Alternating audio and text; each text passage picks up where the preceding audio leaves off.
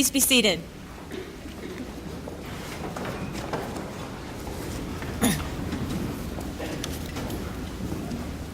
We now have another procession coming in. We'll just wait 1 second until everyone gets seated.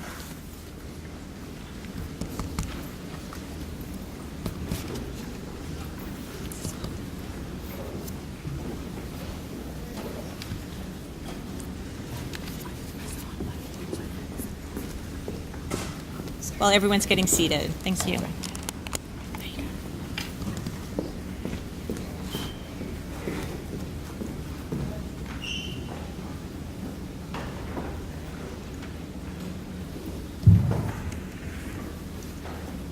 Perfect. Welcome students, faculty, staff, college guests, and friends. It truly is my pleasure to be here today. This is my first Agnes Scott Dr. Martin Luther King Convocation. Welcome all to this very special event. This annual convocation marks the official start of our spring semester. As part of this week's events, we will honor the legacies of two of our nation's most important champions for civil rights, justice, and nonviolence, Dr. Martin Luther King Jr. and Coretta Scott King. Before we proceed, I want to extend my profound thanks to the team at the Gay Johnson McDougall Center for Global Diversity and Inclusion, especially Tiffany Delaye, Director of Diversity Programs. Also, members of the Diversity and Inclusion Task Force, and our colleagues and facilities who helped us prepare for today's events.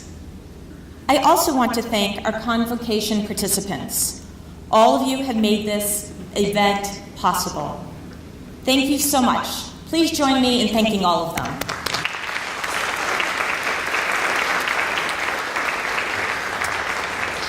And I am extremely excited to extend a warm, Scotty welcome to our convocation speaker, Mary-Pat Hector. Thank you, Mary-Pat, for being here with us today. We look forward to your remarks. Today's convocation is an important opportunity to celebrate our college's core values of thinking deeply, living honorably, and engaging the intellectual and social challenges of our time. Here at Agnes Scott, we are passionately dedicated to those core values and to the fostering of a learning community where people of different faiths, races, ethnicities, national origins, and identities are welcome and are working to make a difference. Together, we are leading everywhere. I invite you to participate in the many wonderful events marking our celebration of Dr. Martin Luther King Jr. and Coretta Scott King Commemorative Week. You will find a list of these events in your programs, which you received on your way in today. In addition to attending these events, one of the most important ways you can participate is to complete the Diversity and Inclusion Survey. This is not just another survey. I know we have a lot of them here at Agnes Scott. This one is very important. This one comes as a result of what our community is looking for, and it will help us form how we can make our community better. So please participate in the survey. You should have received an email on January 8th with a link to that survey. We want to ensure that all voices on our campus are heard. And now back to our convocation program. Our theme for this week's events is youth activism, looking back, moving forward. Youth activism was a defining feature of the modern civil rights movement. Young people from all backgrounds participated in sit-ins, walkouts, and in freedom rides as part of a national movement to end racial discrimination and segregation. Dr. Martin Luther King and Coretta Scott King understood and believed in the power of youth to transform society. They hosted students from around the world in their home spent countless hours listening to student perspectives, and mentored young people in nonviolent resistance. Dr. King also traveled widely, meeting with student leaders at universities and colleges across the country. Speaking to students on April 10, 1960, Dr. King said, "You have taken up the deep groans of the century. Students have taken the passionate longings of the ages and filtered them in their own souls and fashioned them a creative protest.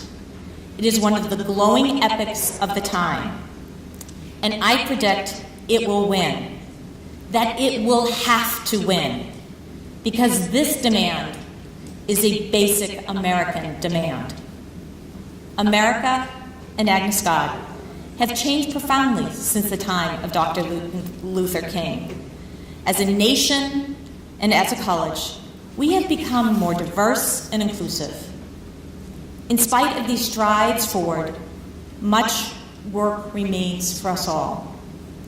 On this campus and across the country, young people continue to challenge what Dr. King called the deep groans of our century. The past few years have been defined by youth activism on every front. Unprecedented numbers of women and young leaders like Mary-Pat have run for office. Across the nation, people have responded to the call. In spite of the many successes, there are still things that did not go as we would have hoped for our country. We should not forget that last year was marked by horrific violence. From the shooting rampage at Stoneman Douglas High School in Parkland, Florida, and other school shootings across the country, to the incidences of police shootings of African American boys and men, to the massacre of congregants at Tree of Life Synagogue. We were inundated with news about tragedies nearly every day. For each of these tragedies, young people answered with a call to action, a way forward. They, and some of you in this room, helped to organize a national march in Washington to end gun violence, held rallies, registered to vote in record numbers, appeared on news demanding action, organized social media, and the list goes on.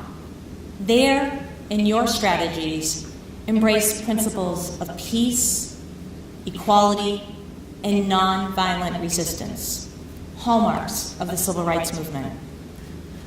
I am so proud that Agnes students are on the forefront of this work. You have continued to bring important issues to campus, from town halls hosted by student groups, to raise awareness around microaggressions, to student initiatives to protect DACA students, to greater measures for religious diversity, to calling for removal of Confederate markers on our campus, and a new policy which now ensures that the finances will no longer be a barrier for every Scottie to own a cherished onyx ring.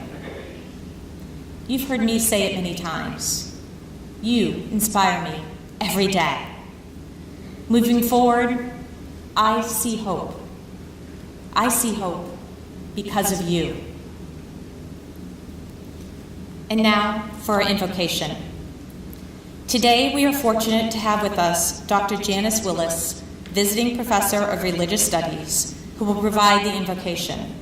Named by Time Magazine in 2000 as one of the 6 spiritual innovators for the new millennium, Dr. Willis is the author and internationally recognized scholar of Buddhism and Buddhist practices and its relevance to social justice.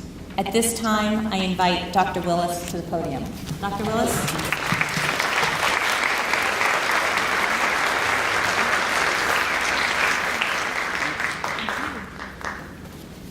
Good afternoon. Good afternoon. Did I say afternoon? Yeah. Okay. I'm so very happy that we are all here. I was told to keep this to 2 minutes or shorter. That's difficult for a professor, but I'll try. I was born and raised just outside of Birmingham, Alabama, during the Jim Crow era, which meant that I grew up experiencing the indignities of the signs above the water fountains that read white and colored. And I attended schools where we had hand-me-down supplies. But it also meant that by the time I was 15, which was 1963, I got the chance to march with the Reverend Dr. Martin Luther King during the weeks of the Birmingham Civil Rights Campaign. Now I'm some years older, and I realize that we've not yet reached that dream that Dr. King saw and spoke of. And as I get older and I see new movements, the Black Lives Matter movement, say her name, I wonder sometimes, like the Bob Dylan song, what price one has to pay to get out of going through all these things twice. I see it coming up again. It's not yet been finished. But thanks to young people, like the person you're about to hear from, we know that the struggle will continue and that it is in good hands. I wish to invite you to listen with open minds to what Mary-Pat has to say, and before hearing her, to join me in a prayer, which was written by another African-American woman Buddhist teacher. Her name is Ruth King. She says that when we recognize and understand that our racial habits of harm, when we recognize them, we can transform them. And she wrote this prayer. May we understand and transform racial habits of harm. May we remember that we belong to each other. May we grow in our awareness that what we do can help or hinder racial well-being. May our thoughts and actions reflect the world we want to live in and leave behind. May all beings without exception benefit from our growing awareness. May we honor diverse racial beings among the human race and beyond the race. And lastly, may we meet the racial cries of the world with as much wisdom and as much grace as we can muster. Thank you.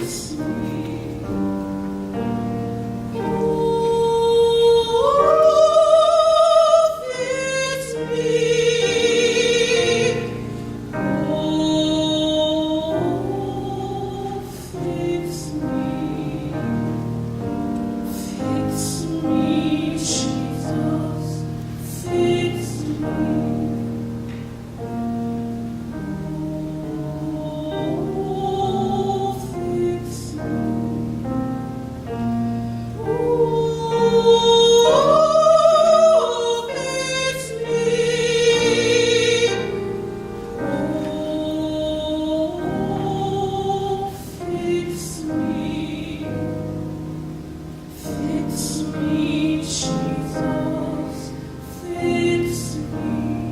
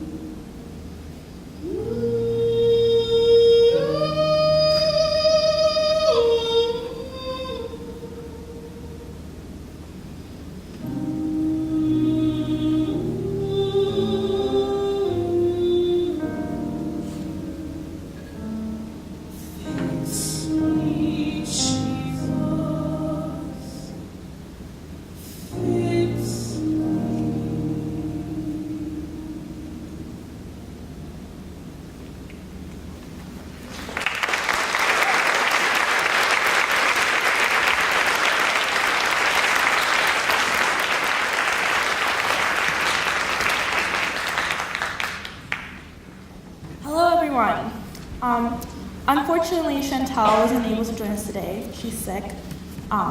So my name is Acacia Salisbury, and I'm a diversity coordinator at the Gay Johnson McDougall Center for Global Diversity. This year, in remembrance of the life and legacy of Coretta Scott and Martin Luther King Jr., we draw upon the theme of reflecting back and moving forward, student activism. It is important to acknowledge that youth and young adults have always been at the forefront of social change in our communities. From the Freedom Riders to the Student Nonviolent Coordinating Committee, it is the bravery and high moral character of students that was vital to the civil rights movement. Even among Agnes Scott alums, there is a long history of Scotties bravely pushing for the change they wanted to see in the world. This week, we recognize and remember the legacies of youth activists, students, and grassroots organizers. From the labor rights movement, the Vietnam War anti-war efforts, the feminist movement to apartheid, we reflect on the power that can be held in the words and actions of a few young people with strong moral convictions and values who are willing to try. The legacy of students standing up for what they believe in has been long documented as being at the root of social change. During the celebration of the King's legacy, we ask ourselves, what student and grassroots organizing looks like today? What are the changes we want to see? How can we reimagine the world we want to live in? And what does impactful action and protest look like in our current era? As we move forward with this theme in mind, we are ecstatic to introduce our 2019 Convocation speaker, Mary-Pat Hector. 20-year-old Atlanta native Mary-Pat Hector knows how to change the world. She grew a community service project into a nonprofit, Youth in Action USA, which became this nation's fastest growing youth-led organization. This past April, she also became the youngest woman and person of color in the state of Georgia to run for public office. Mary-Pat is also the National Youth Director for National Action Network, one of this country's largest civil rights organizations, a playwright, a body advocate, a community organizer, and a motivational speaker. She was awarded the fellowship for her national campaign called Think Twice, which educates youth on nonviolence and other issues crippling her generation. Mary-Pat uses her platform to advocate and call for youth activism all around the country, and her story provides the inspiration and how-to strategies giving young people their own roadmap for changing the world. Please give a very warm Scotty welcome to Mary-Pat Hector.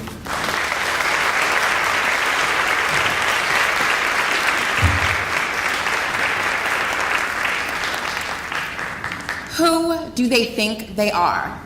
Loud, angry, radical?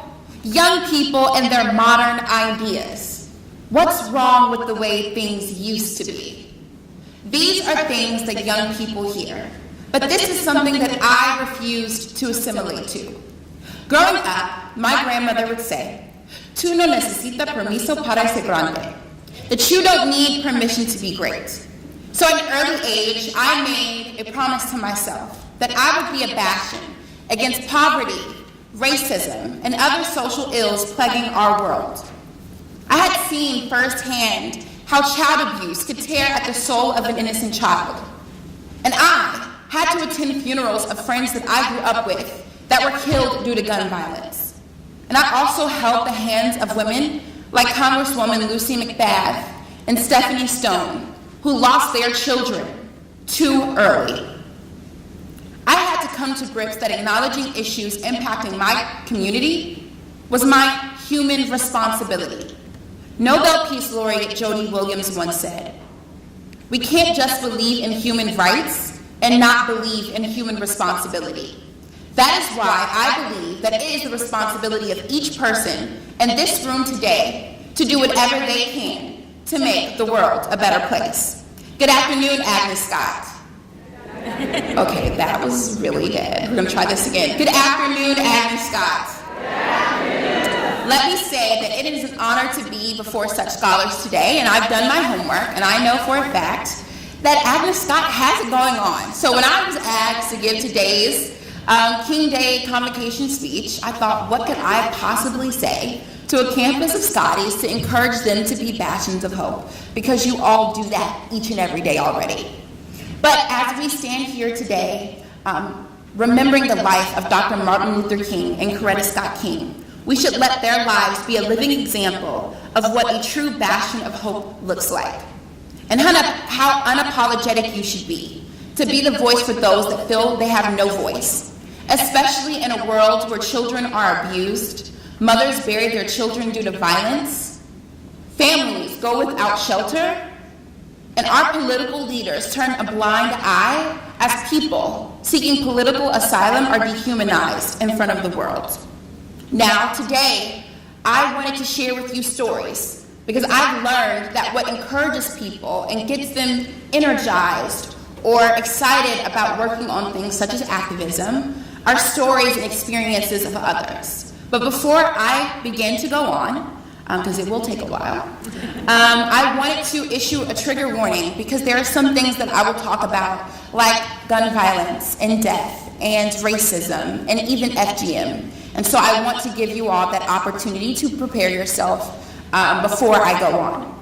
But growing up, I was the girl that no one really liked to hang out with, right? I researched things like how to stop global warming in America. And I also looked up things like how to stop homelessness in places like the city of Atlanta. So needless to say, I didn't have many friends.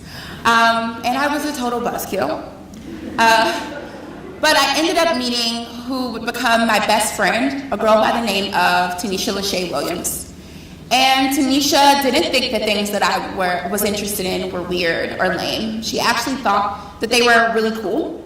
And so, you know, she began looking up things like movements and different things with me. But her favorite thing to say to me was, Mary, you have to pay attention and you have to focus. You have to work on one project at a time. And till this day, those words still haven't got to me. You have to work on one project at a time and you have a voice, but there's no way you'll ever be able to accomplish something if you don't pay attention. She was the kind of person that made you feel like anything was possible. And most importantly, I will say that she was my biggest cheerleader. In 2009, I was 11 years old, and Tanisha and I were walking to a local corner store, pretty much dream casting on, you know, the things that we'll do in the future, right? Like we'll meet the President of the United States, we're gonna go to Spelman together. We always wanted to go to the BET Awards. And I remember us seeing boys from our neighborhood face down on the curb as police stood over them. And it turns out they had just vandalized a local store. And I asked, you know, whose fault is this? Is this their fault? Is it their parents' fault? Is it the fact that we don't have any recreation centers, boys and girls clubs, or YMCAs within miles of our community? And I questioned why they couldn't see that they were better than that. And so, you know, we kept going on, and Tanisha thought of an idea, right? Like, let's organize, let's bring awareness to issues impacting our community. Surely, because the political leaders voted on a new juvenile detention center within our community, they'd like to be proactive instead of reactive. Surely they'd invest in a recreation center. And so we had been looking up movements like the St. Augustine 6 and the Arkansas 9, which were movements spearheaded and led by young people to contribute to the civil rights movement. And the idea was that we would have a sit-in to bring awareness to these issues impacting our community. 50 young people that were African Americans slept outside on Memorial Drive for a weekend to bring awareness to issues such as gun violence and teen pregnancy to get a recreation center within our community. And nobody showed up. Not one political leader, not one faith leader, none of the news stations, no one showed up. And everyone wanted to give up at that point, but Tanisha thought that it was important for us to keep trying, being that passionate that she was. And so we did. We started calling the news, and we started calling radio stations right then and there, asking them to come. And growing up, my mom made me listen to talk radio, which sucked, right? Because it was like the AM stations, it's staticky, no one wants to listen to that. And I remember this voice of a man who always talked about the work that he did in the community. And so I thought, this is the person that we should call. And so he answers the phone, and he's like, "You're keeping it real with Reverend Al Sharpton. How can I help you?" And I said, "Reverend Sharpton, you know, you say that you're the voice of people. Well, what are you going to do about young people dying in Stone Mountain, Georgia?" And I thought that he was trying to rush me off the phone because I was embarrassing him in front of all his listeners.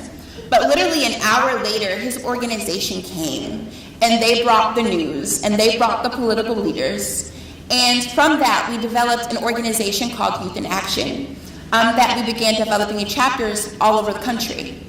4 months later, myself and Ebony Brown, who was another close friend of mine who helped found Youth in Action, were walking. And we were walking to meet my friend Tanisha towards her house. And as we were walking, literally just 3 blocks away, we saw helicopters and police cars, and we didn't know what was going on, but apparently there had just been an accident. And so Ebony waved down somebody from her school and said, what's going on? And he began to explain what happened and describe the people impacted by the accident. So as he begins talking about one of the victims, I turn to her and I say, Ebony, he's talking about Tanisha. And I don't know if it was, you had that gut feeling, and I don't know if it was something telling me to prepare myself. And Ebony snapped at me and she's like, Mary, why would you say something like that? Why would you even think something like that? Don't say stuff like that. And literally, as we began to walk, and now we're 2 blocks away, I received a phone call from Tanisha's cousin, basically telling me my biggest fear, that my Bastion and my best friend and my biggest cheerleader had been killed. Following losing my best friend, I really wanted to commit myself to the work. But I didn't know how, right? I was depressed. I didn't want to do any work. I didn't want to go to school. I didn't want to do anything. But I decided to live for the both of us. And so I ended up going to Spelman, and I ended up meeting the president, and I ended up being able to present the BET Awards and all of those things that we once talked about doing together. Later, I began to keep up the fight, right? Because following her death, I didn't know how I would continue to bring awareness to these issues. And so I decided to commit myself to gun violence once again. And I ended up starting an organization called Just Think Twice, War Campaign.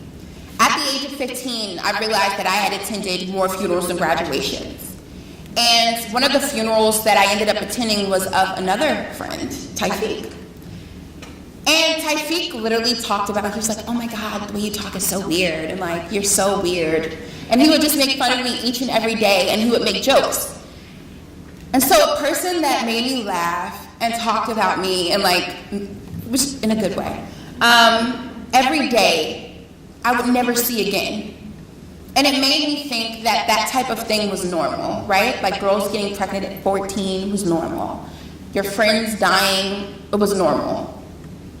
And as I stood before Taifik's body, I didn't see that boy that I once knew in middle school or in high school or even elementary school. Something was different, and it changed my perspective. And when people you love die, you start to think that that is normal. But a baby being killed by a stray bullet laying in their bed isn't normal. You know, turning on the news, seeing teen shoots another youth isn't normal. And so, how was I, right, want to bring awareness to issues such as gun violence in our community? And I had to ask myself, what am I waiting for to change it? Why is violence in communities of color an issue that continues to be overlooked? As long as it's other people's kids dying, and as long as it's poor kids, people that look like me and Taifik will continue to die. And so how was I going to get the world, how was I going to get America to see that their children too could be impacted by this type of violence? Maybe the world was waiting for another Fannie Lou Hamer or Ida B. Wells or Dr. Martin Luther King or someone to bring awareness to this issue who had enough courage to do so. Yeah, I knew people like Bernice King and Reverend Al Sharpton, but what was I going to do about it, right? And so I was watching TV and I saw a Truth.com commercial, and I know you all have seen those commercials, about the cigarettes. And I remember being so repulsed. There was a guy in the shower, and he had his hand over his throat because he had a hole in his throat. And I thought, I'll never smoke cigarettes. And I was like, you know what, maybe this is the answer, right? A shock ad campaign to encourage people just to think twice before picking up a gun, using it on another person. Not just boys in urban communities that were black or white boys from, middle class communities, but Americans, police, mothers, fathers, people. If you think about it, how many lives could we change if we encourage people to stop acting out of just the first thought on their mind, but encouraging them to think twice. And so many of my mentors thought I was absolutely crazy. They thought, oh, well, maybe that's a cute idea. It's a good idea. It's a cute idea. Keep up the great work. I love your mind. One day you'll be great. Why can't I be great now? And so it was only 2 of my mentors that really believed enough in me to see the vision of this visionary in an organization named Peace First that invested $50,000 in me and my idea. But you can't encourage people to invest or support you if you're not willing to do that yourself. And so I used all the money that I had saved up for Spelman College to contribute to the campaign itself. So needless to say, I am in debt, probably for the rest of my life, from my undergrad degree. But I ended up doing that, and could you believe within 6 months we had billboards all across the city of Atlanta. And purposely we put them in each other's zone, because Atlanta, of course, is separated by zones. And in the summer, when gun violence normally increases, there was a decrease in violence. And so I tell you my story today because too often we allow society to tell us that there's only one way to achieve a goal. And we allow our society and our education systems to depict how great we are. But what about the geniuses that see things that other people don't see, or those that have brains that are hardwired different? We continue to tell our young people that their strengths are weaknesses. And we tell our girls that if they're loud or opinionated, then they're bossy. And we tell our boys if they're soft and gentle, then they aren't men. And we tell our children who identify as gender fluid, then they're wrong. But society is wrong.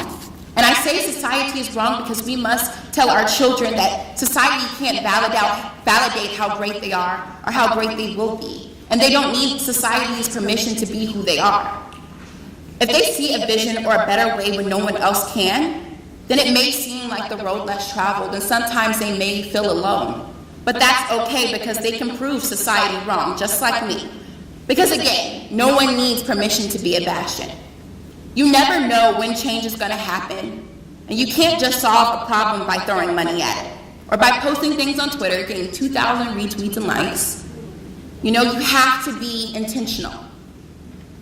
I remember being at a peace retreat, and a friend of mine from Maui, she was 6 feet tall, and she is very, very quiet, but she speaks with such authority, and it kind of reels you in. And she began talking to us about an issue that impacts girls all across the world every 11 seconds. Could you imagine being at a celebration and you think that you are going to this celebration for someone else, right?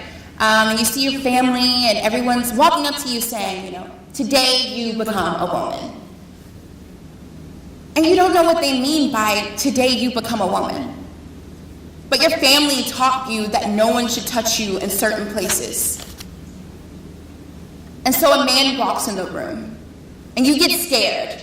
So you begin to run and your family grabs you and they lay you down. And this man grabs you in your most private parts and cuts. She told us of the pain that she felt and a pain that she continues to feel today. The horrific story of child abuse and betrayal that she experienced. Girls are told they aren't clean if they go through with the practice. They're told that their husbands won't respect them if they don't go through with the practice. And maybe they'll never enter womanhood. She shared with us her personal experience with FGM, as well as other activists like Layla Hussein, who are encouraging others to join the fight against the practice. Hussein educates people on how FGM is used as a method to control not only women's bodies, but their sexualities as well. Did you know that FGM is performed in 30 countries, including the United States, Europe, and Canada? And 500,000 women in the United States of America are at risk of being victims of this practice. So you have to be a bastion when issues seem impossible to solve. And we must stop using words like impossible and replace them with words like achievable, obtainable, and possible. Coretta Scott King once said, freedom is never really won. You win it and earn it in every generation. And that means everybody in this room has work to do. You see, you don't have to fight against landmines like Jody Williams or run for Congress like Alexandria Ocasio-Cortez or help end apartheid like Nelson Mandela. You can start small by organizing on your campus or even having difficult conversations at your dinner table. I started dating a boy by the name of Andrew 2 years ago. We're no longer together. I just want to throw that out there. But I was dating a boy named Andrew 2 years ago, and it was our first time dating outside of our race. But every time I would go to his house and every time he would come to mine, we were comfortable. And one day really stood out the most for me. And we were at his grandmother's house, and his whole family were there, and we were eating dinner. And I can remember going to the kitchen to help his sister because I wanted to seem helpful. You know, you always want to seem like you care. So I went to the kitchen. I got some. I was like, oh, let me help you. And as I was entering back into the dining room, I heard Andrew's grandmother say, make sure you throw away those cups and that fork when she's finished. And I heard someone laugh in the room. And I thought to myself, you know, why didn't he say something? And I was so afraid of barging back in the room, perpetuating that angry black woman stereotype, right? So I didn't know how I was supposed to acknowledge what I had heard or to express my uncomfortability being in that room. And so I didn't say anything that night. And I remember the drive home thinking over and over, like, what if I would have just barged in the room and flipped the table like an episode of The Real Housewives? Or was I supposed to turn to Andrew and cuss him out in the car? Or why didn't I personally defend my blackness? But I knew that when I had the opportunity again, I was going to let Andrew's grandmother know that she just can't say certain things. And so literally less than 4 weeks, I had the opportunity to go back to his family's house, and I believe we were doing something for the 4th of July. And as soon as I saw them sitting there talking, I said, you know, I heard you. I heard exactly what you said when you said throw away the cup and fork when she's finished with it. And of course, everyone looked at me like, I know she did not just bring that up. And I was questioning, did I approach it wrong? But I knew I had to say something. I was upset. And Andrew began trying to diffuse the situation. But that night, we had a very extensive, long conversation about race. And over the course of the next few months, as I was still dating Andrew, we talked to his grandmother at least once a week. And last September, she ended up passing away. But I say this because she left the world not only with a new friend, but knowing that certain things that you say may hurt someone. And certain people may not handle the situation like I did. And so we all face issues that make us feel uncomfortable, but during these times, it's important for us to be bastions of hope, using the privilege that we have to help others. So today, I'm asking you, what will you do? Whether that be fighting for gun sense legislation, advocating for criminal justice reform, or equal pay. What will you do? You see, we can't change the world unless we change home first. It's time for us to have conversations such as race, despite how uncomfortable they make all of us feel. You see, when we wake up every day, there's conflict and controversy, but we have to keep on resisting. And while some may use tools of oppression, there are warriors standing up to be bastions to create change. So if you have to take a knee, raise a fist, don't stop the fight and continue to resist. Because a war against women's rights and civil rights has been declared, and some of you have missed it. It's time for us to do what we've done so many times in the past, and that is fight back. You see, today I share with you a piece of me with hope that it would ignite something within you, to let you know that despite the obstacles that you face, you too can change the world. And it's never too early or too late for some people in the room to be a bastion of hope. Be a bastion when we will be a bastion and we will no longer have to worry about unaffordable health care. Be a bastion so that every student who wants to attend college won't have to think about dropping out because they can't afford it. Be a bastion and help protect the right to choose, because no woman should be told by any man what she can or cannot do with her body. Be a Bastion, and we will not only flip the House, but the Senate in 2020. Be a Bastion, and we will create peace instead of wars and conflict. Be a Bastion, and we will invest in the minds of our children while protecting our environment so that oceans are clean of pollution and filth. They say that 10% of the world's youth today will lead 90% of the world's youth tomorrow. And I don't know about you, but I know that that 10% is in this room. I look forward to seeing what all of you all will continue to contribute to this world, and I know together we can be Bastions of Hope. Thank you very much.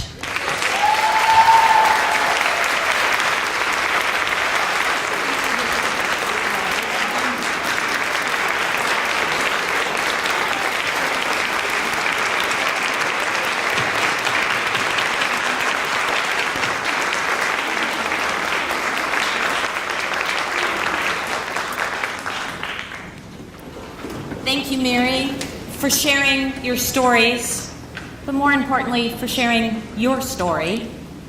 And you are already great. We are so happy that you joined us today. Thank you for those words of inspiration. And I want to thank you all for being here today. And now, as we close, I want to remind you about the events that are coming up this week that are in your program. I want to remind you about the survey. Once again, the survey. And I now invite you to join us in singing Lift Every Voice and Sing, led by Yasmin Edwards.